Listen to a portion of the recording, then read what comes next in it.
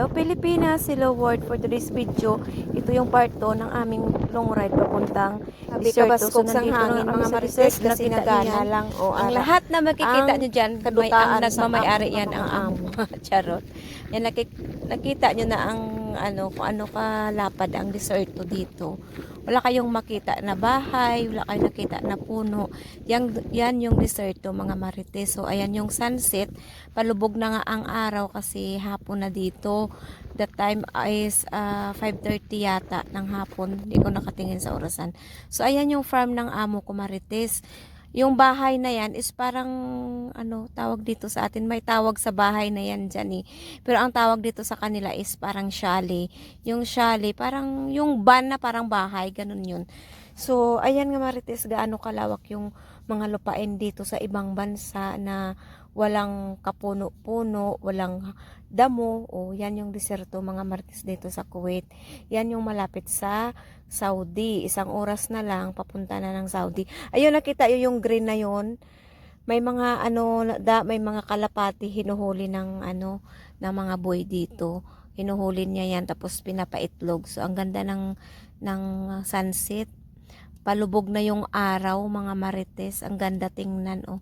Isusum natin. So ayan, wala kagid diri makita nga puno sang kahoy or lang, o tingnan niyo, puro baras, puro buhangin lang makikita nyo.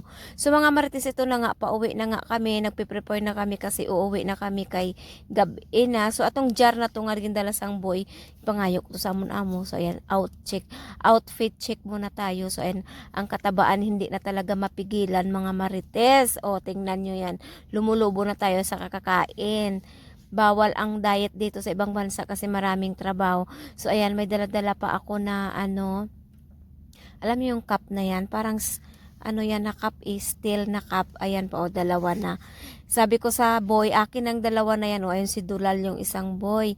Natawa ako dyan kasi sabi ng amo ko, tanungin mo sila, wag sila magdumi sa kusina. Kung magdumi man sila dyan o linisan nila, wag sila magkalat-kalat. So ngayon nga, kinausap ko sila, natawa lang sila, natawa na rin ako.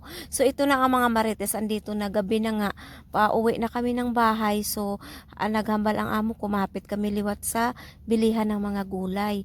So ayang gulay na pala yan, marites, alam nyo, nabayaran na pala yan kanina ng amo ko. Diba sa unang vlog ko, sa part 1 nito, nakikita nyo na nagkagto kami diri, na makal kami diri. Ayan yung tawag dito, okra, marites. O yan yung okra dito, marites, sa Kuwait. Maliliit na okra. Nagbili kami dira ng 2 ka kilo. So mga marites, barato lang di ang gulay kasi saka na di sang mga gulay tsaka prutas. So ayan, mga marites, nakabakal na kami, mapuli na kami, mga marites. So ayan, nakaarbana na yung pinamakal namin. Ang amo ko, pag namakal yan, marites, hindi yan kilo, talagang karton-karton.